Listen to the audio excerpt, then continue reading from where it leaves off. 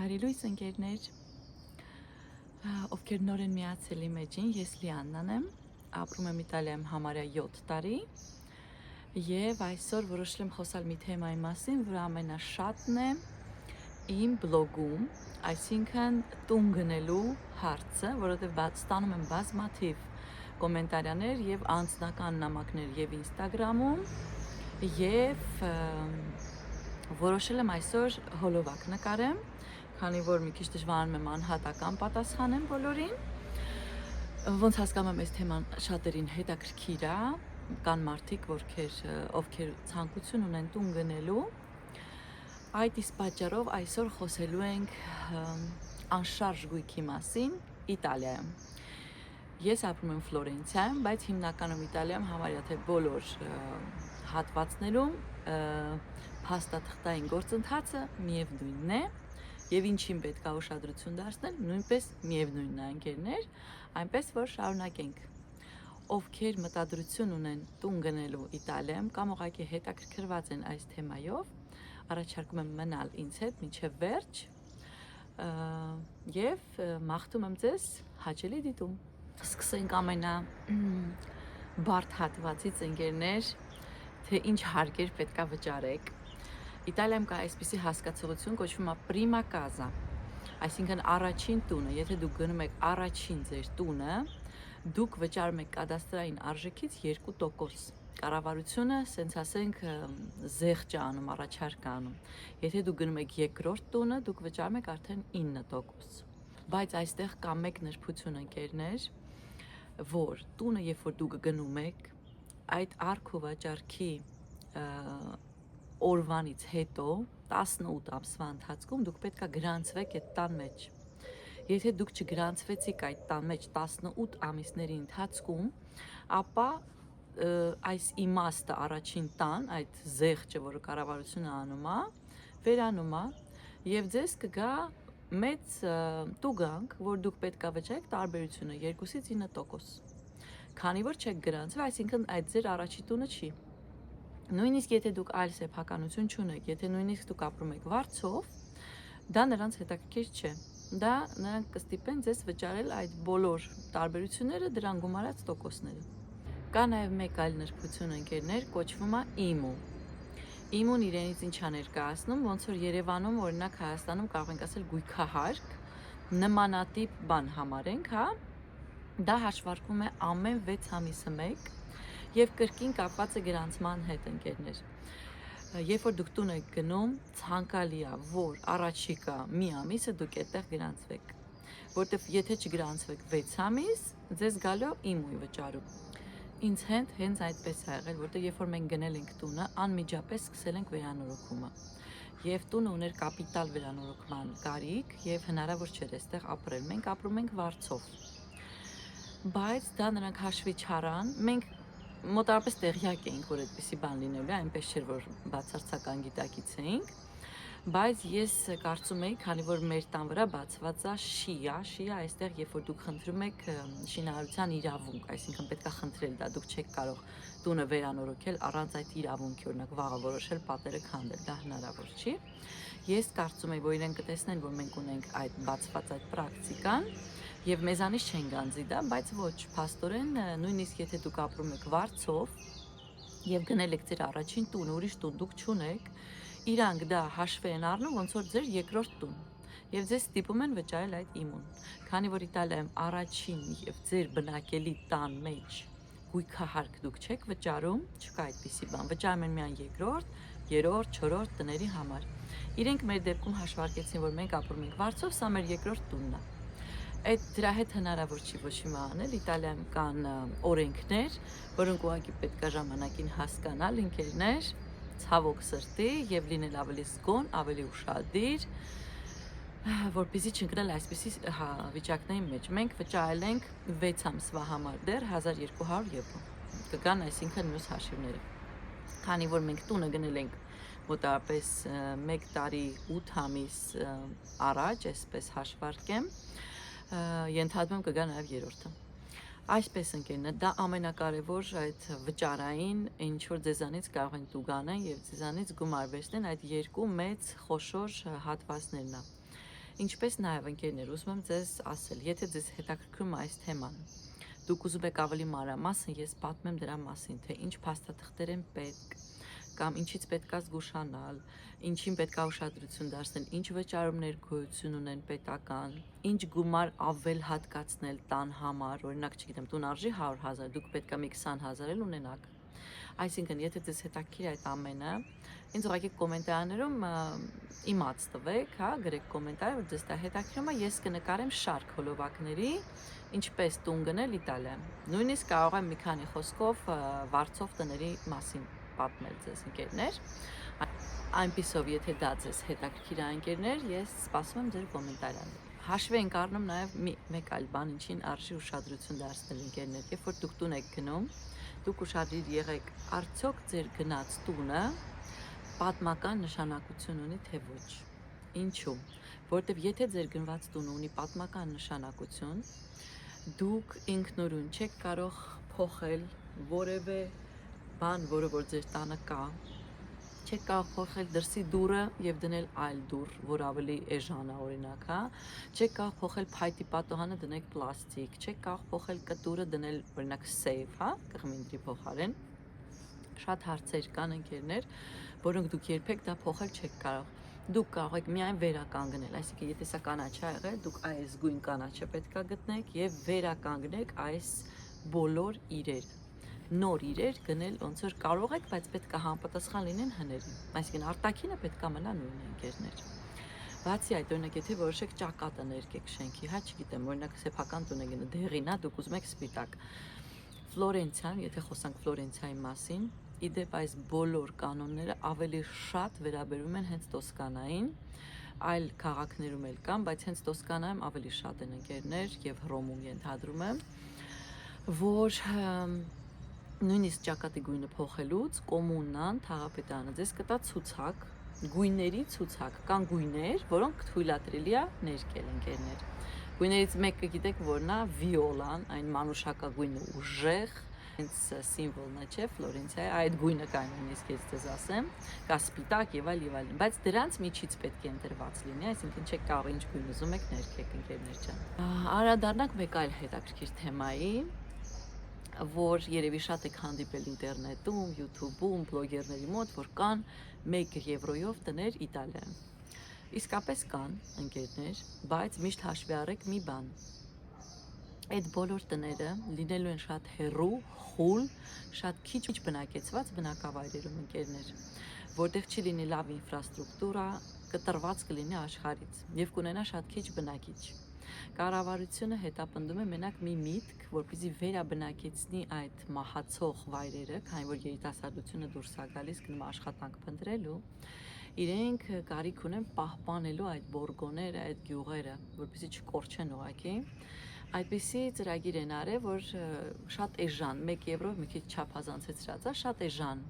վաճառում են այդ տները, բայց այստեղ էլ կա մի բայց, միշտ Իտալիայում կա նախապայման, ընկերներ, այդ տները ահավոր վիճակում են լինում։ Հիմնականում բոլորը հարկավոր է կապիտալ վերանորոգել։ Դա ահռելի գումարներ է Իտալիայում, չգիտեմ, ովքեր որ ապրում են, ինչ որ կապ ունեն, ինձ թվում է, ինձ հասկանում են, շատ թանկ արժի Իտալիայում վերանորոգել տուն։ Դա ոչ մեկը չի ուզում այդ գործընթացով զբաղվի։ Մարդիկ կգերադասեն արդեն վերանորոգած տուն առնեն, մենակ թե չմտնեն այդ գործընթացի մեջ։ Բացի դրանից, որ դա թանկ է, դա ժամանակատար է եւ այստեղ ոչ բոլորն են պարտաճանաչ, եկեք ասենց ասենք, հա, ընկերներ։ Եվ հաշվի առեք, որ դուք դա պետքա վերանորոգեք։ Իսկ եթե դա կրկին լինի պատմական շենք, նշանակում է դուք պետքա վերանորոգեք այնպես, ինչպես կա։ Նույնիսկ եթե դա փլատակ է, դուք չեք կարող քանդել եւ կառուցել նորը։ Ձեզ կստիպեն կառուցել նույնը։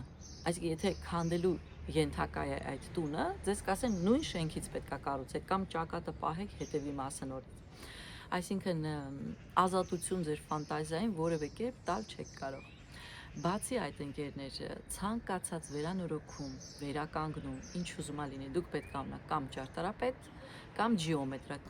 Կա այստեղ այդպիսի մասնագիտություն, կոչվում է ջիոմետրա։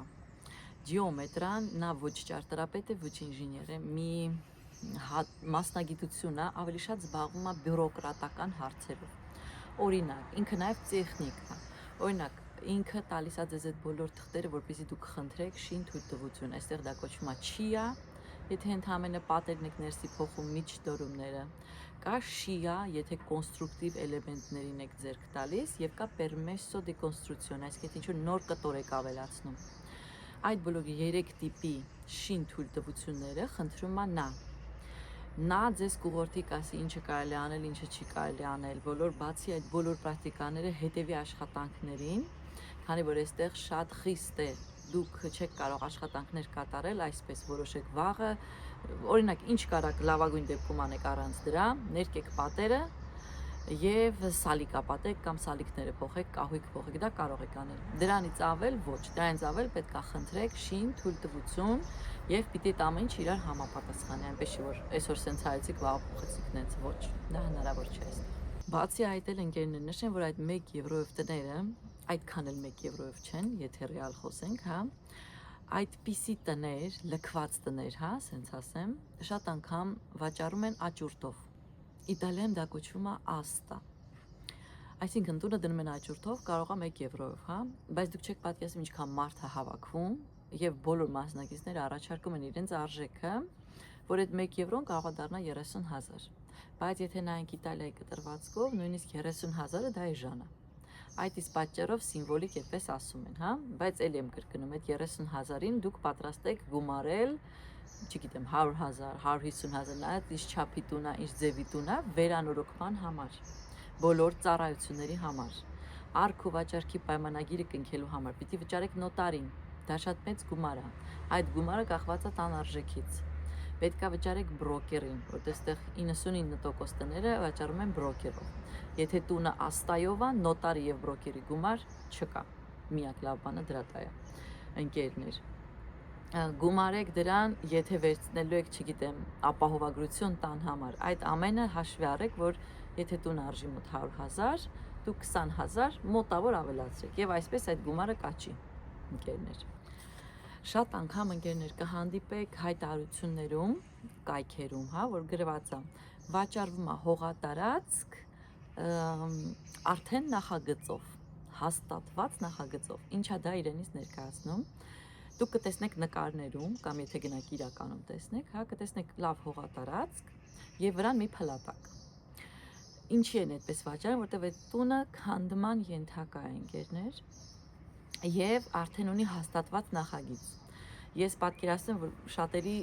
ճաշակով այդ նախագիծը կարող չլինի, նրանք կուզենային այլ կերպ անեին, բայց ես հավատացնում եմ ձեզ, որ ավելի լավ է գնել այդպես,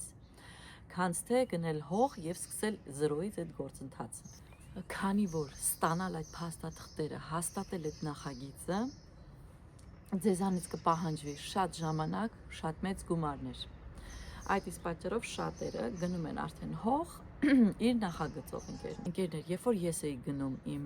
տունը, այսինքն փնտրում էի, մենք 1.5 տարի փնտրել ենք մեր այս տունը, քանի որ ոչ մի հարմար բան ուղղակի չկար, հարմար արժեքով եւ հարմար տուն։ Շատերը Երևանից ընկերներս ինձ ասում էին, ինչի՞ չեք գնում հող եւ վրան կառուցեք, գնաց ոնց որ ուզում եք դուք։ Բացատրեմ ընկերներ։ Կրկին հատկապես Տոսկանայի մասին եմ խոսում։ Տոսկանայում շատ դժվար է գտնել հողատարածք, որի նպատակը բնակելի է, այսինքն կարելի է բնակելի տուն կառուցել վրան։ Դա համարյա թե անհնար է, եթե դուք գտնեք, դա կլինի այնպիսի արժեքներ, որ դուք ուղղակի չեք գնի։ Այստեղ կան բազմաթիվ հողատարածքներ, ագրարային, կոմերցիոն եւ այլ նպատակներով, որի նպատակը դուք երբեք չեք կարողանա փոխել եւ դարձնել բնակելի։ Այսինքն ասածս այն է, որ դուք չմտածեք, որ մի էժան հող կառնեք ագրարային, որը կլինի ավելի էժան բնականաբար, եւ հեշտությամբ փաստաթղթերը կփոփոխեք, կդարձնեք բնակելի, ոչ, դա հնարավոր չի։ Եթե այդ հողը ագրարային է, ուրեմն ագրարային է։ Ընկերներ, այդ սխալը հանկարծ չանեք։ Ես անձամբ ունեմ ընկերներ, որոնք գնել են ագրարային հող եւ ուզում են վրան մի հատ փոքրիկ, sense, ինչ ասեմ, սենյակ դնեն իր սանհանգույցով, որ գոնե երբ որ գնում են այնտեղ տեղ լինի։ Նրանց դա թույլ չեն տալիս, ընկերներ։ Թույլատրել են դնել մի հատ փայտից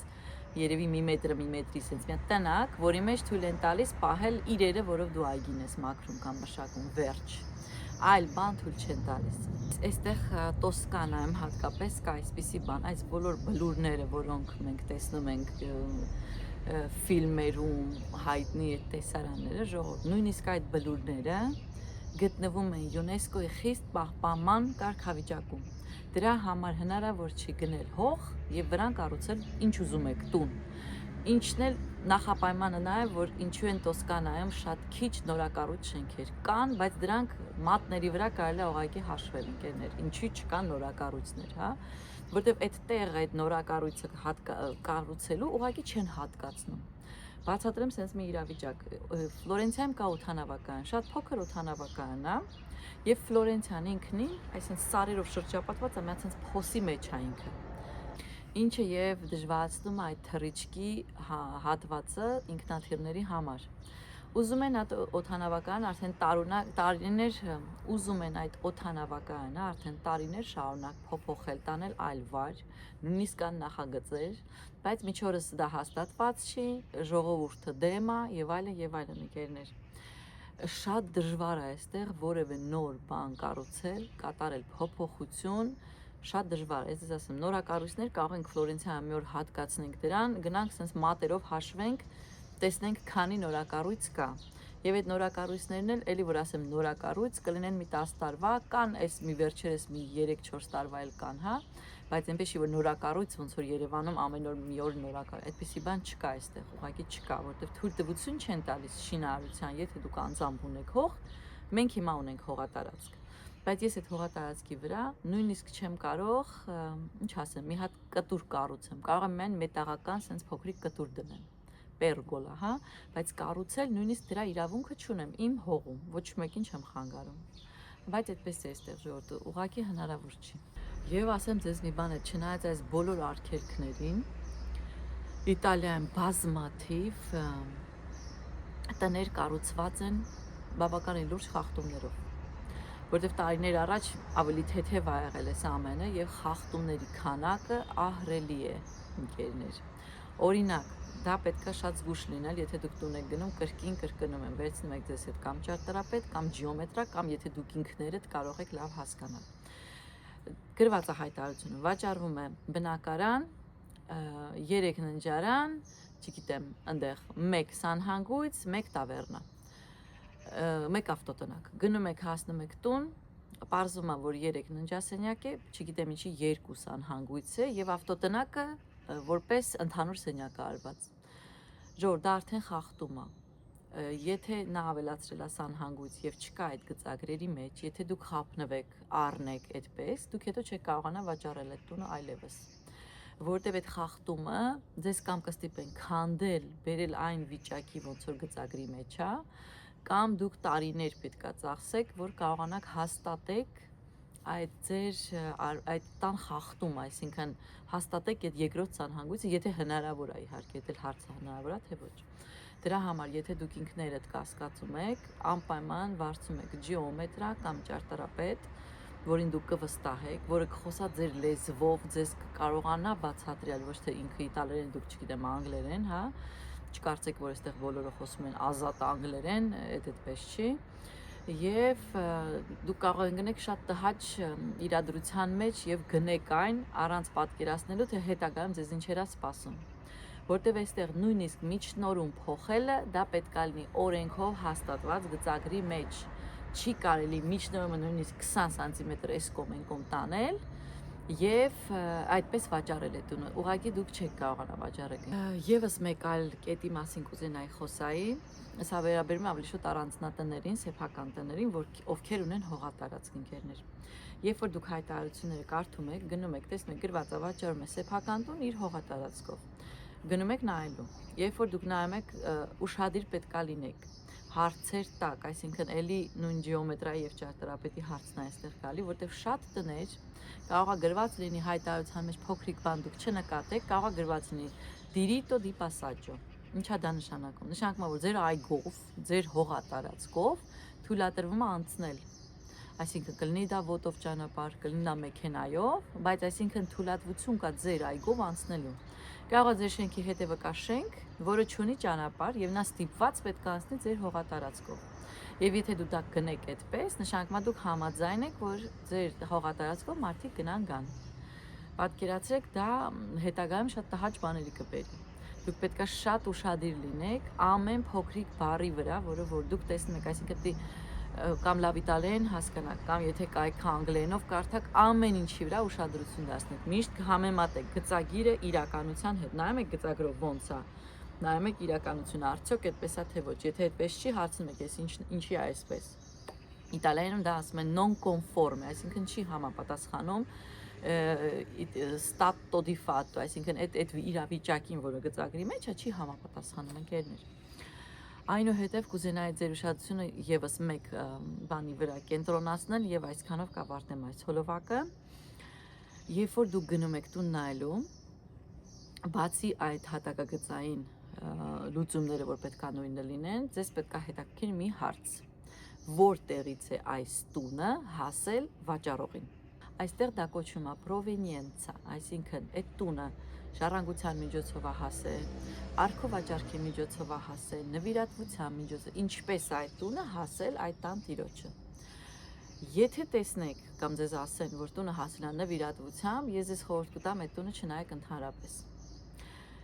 Կարող է ոչ մի բան չլինի, բայց կարող է լինի այնպիսի բան, որ դուք զրկվեք տնից, ընկերներ։ Քանի որ Իտալիայում կա այսպիսի օրենք, եթե տունը նվիրատվությամբ է, այդ մարդը վաճառում է, օրերից մի օր կարող է հայտնվի մարդ, որ ասի ես դեմ էի այդ նվիրատվությանը, ես բաժին ունեի կամ դա ինձ էր պատկանում, ձեր տունը ձեր ձեռքից կվերցնի։ Ու ձեզ ոչ մի բան դրա տեղը չեն տա։ Նույնիսկ բրոկերները, երբ որ գալիս են տունը ցուցադրելու, շատ անգամ իրենք ասում են տունը ժառանգությամբ է կամ տունը առքովաճառք է, որ դուք չվախենաք, այսինքն էլ իրանք զգուշացնում են, որտեղ գիտեն շատերը, եթե հանկարծ իմանան նվիրատվությունը, ուղղակի չեն գնի ոչ մի բան։ Ընդհանրապես չեն գնի որևէ բան, ընկերներ։ Այս ամենին կուզենայի ավելացնել նաև մեկ կետ, ընկերներ։ Ենթադրում եմ լուրերից եւ ծանոթներից լսած կլինեք, որ Իսպանիայում կա sense հասկացողություն, ոնց որ օկուպասներ։ Այսինքն որ գրավում են ձեր տունը, ձեր տնից դուրս չեն գալիս եւ այլ եւ այլ։ Իսպանիայում բոլոր չափերը արդեն անցել են, ինձ թվում է։ Ես չգիտեմ ինչի է այնտեղ այդ կարգի թույլատրվում այդ ամենը։ Այստեղ կա այդ երևույթը, բայց ոչ թե ձեր տունը կգան կջարդեն ու կմտնեն մեջը կնստեն։ Տենց դեպքեր 1-2 եղել է։ Բայց հիմնականում այդպիսին չեն խնդիրները։ Հիմնականում այստեղ այլ խնդիր կա։ Երբ որ դուք գնում եք տուն, օրինակ ձեր երկրորդ տունը, հա, որպես ներդրում, ու որոշում եք վարձով տալ, գումար աշխատեք։ Վերցնում եք վարձի ընտանիք, ամուսիններ, երեխաներ։ Առաջի 6-7 ամիսը պարտա ճանաչ նրանք վճարում են, որևէ խնդիր չկա։ 6-7 ամիս հետո ասում են մենք գումար չունենք վճարելու, վերջ։ Ու չեն վճարում։ Եթե դուք գնաք զորով, ուժով, որոշեք նրանց տնից հանեք, բանտ գնում եք դուք, ընկերներ։ Որտեւ օրենքով, եթե տանը կան երեխաներ, մեծահասակներ, ինվալիդներ, հղիկին, նույնիսկ կենդանիներ, դուք այդ մարդկանց ընդհանրապես ձեռք տալու իրավունք չունեք, դուռը կոտրելու, մտնելու ներս իրավունք չունեք, որտեղ ձեզ կտան դատի։ Ձեզ մնում է անել մի բան, դիմել ոստիկանություն եւ դատարան։ Դատարանը կտևի 3 տարի, այդ բոլոր 3 տարին իրանք ապրելու են այդ տան մեջ։ Եթե դա բնական է, դուք վճարելու եք համադրության գումարը, այսինքն կոնդոմինիում, եւ պատկերացրեք ինչ տհաճ սիտուացիայի մեջ եք հայտնվելու։ Այս տարի օրենք են դուրս բերել, որ եթե դա ձեր առաջին տունն է ու նմանատիպ բան է եղել, այդ դեպքում այդ դատային process-ները անցնում են ավելի առաջ։ Մի քանի ամսվա ընթացքում այդ մարդկանց հանում են դուրս։ Բայց ինչի վերաբերում է երկրորդ, երրորդ այդ ներդրումային տների վերաբերյալ, այդտեղ դատը կտևի կրկին 3 տարի։ Դրա դեմ դեռ ոչինչ չեն արել եկերներ ջան։ Այսպիսով ես չեմ ուզում ձեզ վախացնեմ, չեմ ուզում ձեզ հետ պահել ձեր երազանքի գնումներից, ուղղակի ուզում եմ նախազգուշացնել, տեղեկացնել, որ ընկերներ կան այսպիսի բաներ։ Ուշադրություն դարձրեք ամեն ինչին, մի ուշադրություն դարձրեք, որ ժպտերես ձեզ կընդունեն եւ այլն, իրանք միշտ այդպես են, բայց այստեղ անշարժ գույքի շուկան շատ անգամ հիմնված է խաբեբայությունների վրա, մարդկանց չիմացության վրա եւ այլն եւ այլն։ Խնդրում եմ լինեք շատ ուշադիր, եթե դուք ինքներդ այդ գործից լավ չեք հասկանում, վերցրեք փաստաբան, վերցրեք ջիոմետրան, վերցրեք ճարտարապետ, հնարավոր մասնագետներին հավաքեք ձեր կողքը, բայց եղեք վստահ, որ ճիշտ որոշում եք կայացրել, ճիշտ տուն եք գնել, որտեվ էլի եմ կրկնում, այստեղ այդ շուկան շատ կասկածելի է, ասենց ասեմ ձեզ ընկերներ, ու դա բոլորը գիտեն, իտալացիներն է գիտեն, դրա վրա ծիծաղում են, արդեն անեկդոտներ են դրա վրա անում ժողովուրդ, այնպես որ շատ ուշադիր եք լինում, ցանկացած բան գնելուց չեք ամաչում տալ բազմաթիվ հարցեր, 1000 անգամ մտածել, չշտապել, նույնիսկ եթե ձեզ ասեն, վայ, հեսա հենց հիմա սա կծախվի, եթե դուք չառնեք, ոչ դա այդպես չի,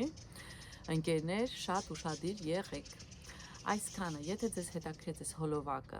եւ դուք ունեք այլ հարցեր, ես սիրով կպատասխանեմ, եթե